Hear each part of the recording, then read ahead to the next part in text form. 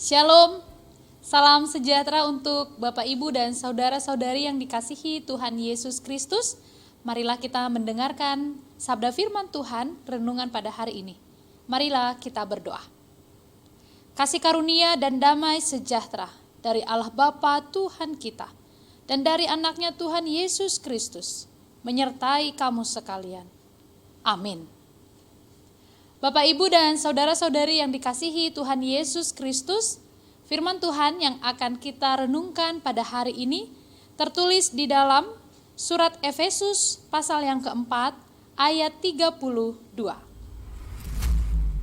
Tetapi hendaklah kamu ramah seorang terhadap yang lain, penuh kasih mesra dan saling mengampuni, sebagaimana Allah di dalam Kristus telah mengampuni kamu.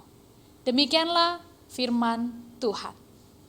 Saudara-saudari yang dikasihi oleh Tuhan Yesus Kristus, ada 3 poin yang sangat penting dan mendesak untuk kita lakukan sebagaimana yang disampaikan oleh firman Tuhan pada hari ini.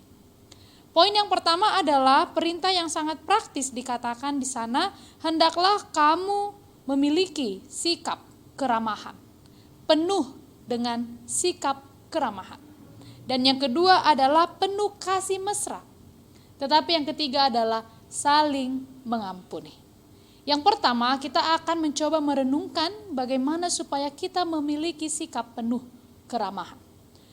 Penuh keramahan ini berarti kita dituntut untuk memiliki sikap yang baik hati dan menarik budi, sebagaimana yang dijelaskan oleh KBBI dari arti kata ramah.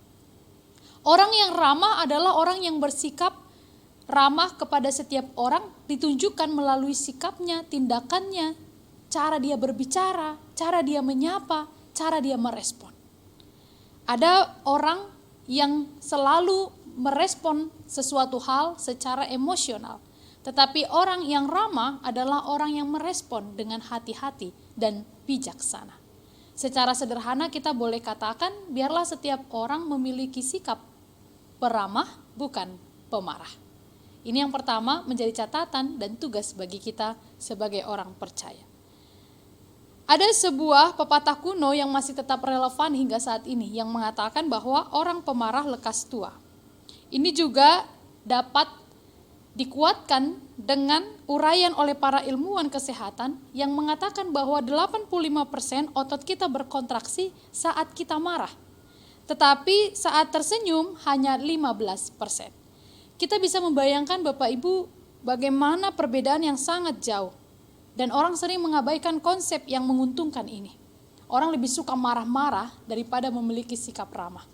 Oleh karena itu hari ini kita diminta dan kita belajar untuk menjadi orang yang bersikap baik kepada setiap orang melalui tindakan kita. Amsal 15 ayat 1 juga berkata bahwa jawaban yang lemah lembut meredakan kegemaran, tetapi perkataan yang pedas membangkitkan marah. Ada sebuah ilustrasi yang dapat mendukung bagaimana supaya kita mampu bersikap ramah kepada setiap orang. Seorang gadis yang bekerja di suatu perusahaan, suatu hari selesai mengerjakan tugasnya. Sesuai jadwal dia masuk ke ruang pendingin untuk memeriksa sesuatu. Dia lupa mengatur sistem lock di ruangan tersebut sehingga ia terkunci di dalam. Dan sebagaimana yang telah diatur demi memastikan agar ruangan tetap dalam keadaan steril. Mengetahui kehilapannya yang dapat mengancam jiwa, si gadis terpaksa menjerit untuk meminta pertolongan. Karena bila ruangan itu terkunci hanya dalam waktu 5 jam saja karena ruangan itu begitu dingin, maka orang yang di dalamnya sudah dapat dipastikan akan mati. Lalu ketika dia menjerit tapi tidak ada yang mendengar, seketika ada seorang satpam yang tampak membuka pintu. Lalu si gadis sangat heran kenapa satpam itu tiba-tiba datang dan mengetahui bahwa dia ada di dalam. Apakah jawaban dari satpam itu?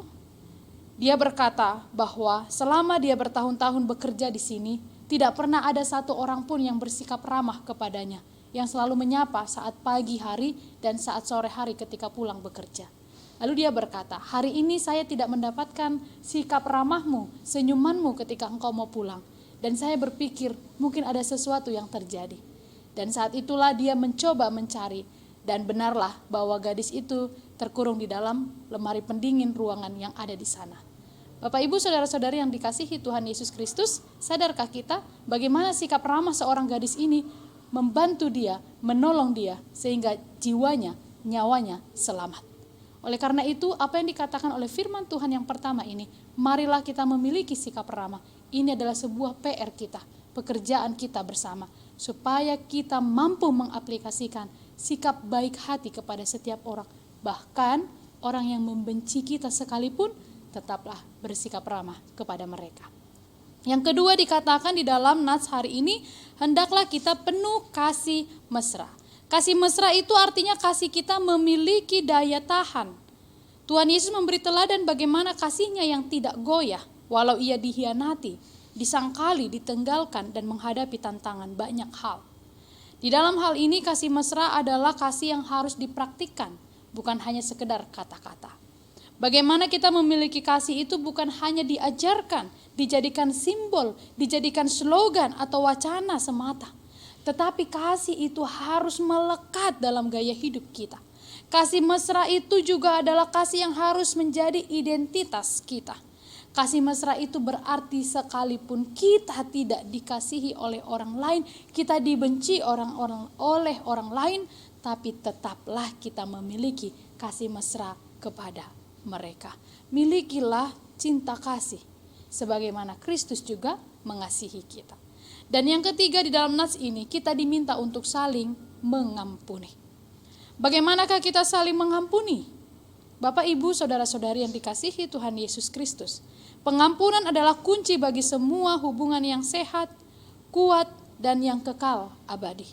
Itulah sebabnya kita harus paham betapa pentingnya mengampuni. Betapa pentingnya mengampuni.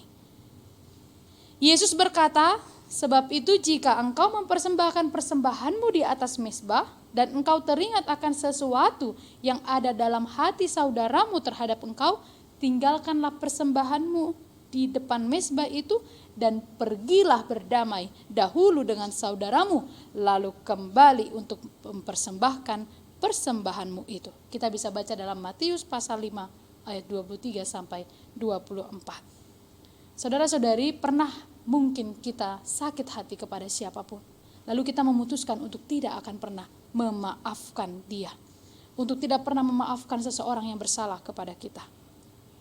Tahukah bahwa siapa yang terluka di sana? Bukan mereka, tetapi kita sendiri. Kalau kita mau berkata, kita mau mengampuni, maka kita selamat. Tapi ketika kita berkata saya tidak mau mengampuni, maka sebenarnya kita sendiri yang terluka. Dan kalau kita sakit hati kepada seseorang, sebenarnya yang membuat kita sakit hati bukanlah mereka, tetapi karena kita mengizinkan kita sakit hati. Kalau hati kita ini tidak mengizinkan kita sakit hati kepada siapapun, maka kita tidak akan sakit hati. Jadi sekarang mari belajar untuk mengampuni. Jangan mempersalahkan orang lain. Ya karena dia bersalah, karena dia itu seperti ini. Kalau hati kita tidak mengizinkan kita untuk sakit hati, maka kita tidak akan sakit hati, tapi kita akan mau mengampuni. Dalam nats ini kita belajar bagaimana kita supaya sungguh-sungguh mampu untuk saling memaafkan. Bahkan dalam doa yang Yesus ajarkan berkata di sana, dan ampunilah kami akan kesalahan kami, seperti kami juga mengampuni orang yang bersalah kepada kami. Saat ini, saudara-saudari yang dikasihi oleh Tuhan Yesus Kristus, poin yang ketiga mengajarkan kita untuk mengampuni. Marilah kita buang seluruh sakit hati kita. Bila kita pernah disakiti, bila kita pernah tersinggung, bila kita pernah benar-benar tidak terima dengan perlakuan orang lain kepada kita, dan kita berkata tidak akan memaafkan dia, hari ini biarlah firman mengubahkan hati kita. Belajarlah untuk mengampuni. Mari saudara-saudari yang dikasihi Tuhan Yesus Kristus, milikilah sikap yang penuh dengan keramahan.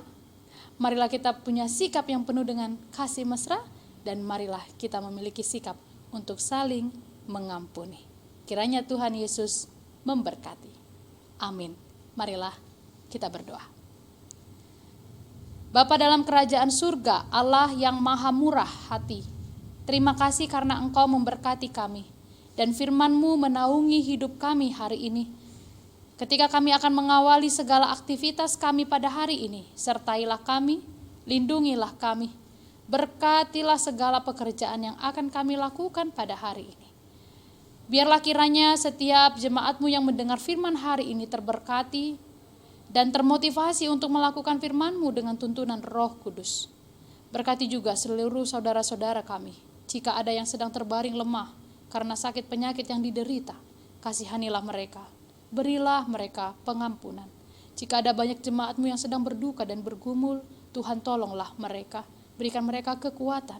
Dan jangan biarkan mereka memiliki iman yang runtuh, tapi biarkanlah memiliki iman yang teguh di dalam Tuhan. Hari ini kami berserah kepadamu, apapun yang akan kami lakukan. Senantiasalah Tuhan Engkau berjalan di depan kami dan kami mengikuti Engkau. Di dalam pengasihan anak-Mu Tuhan Yesus Kristus, kami berdoa dan mengucap syukur. Anugerah dari Tuhan kita Yesus Kristus, kasih setia dari Allah Bapa, dan persekutuan dengan Roh Kudus menyertai kamu sekalian. Amin. Selamat beraktivitas untuk saudara-saudari, Bapak Ibu yang dikasihi oleh Tuhan Yesus Kristus. Tetap jaga protokol kesehatan. Tuhan Yesus memberkati.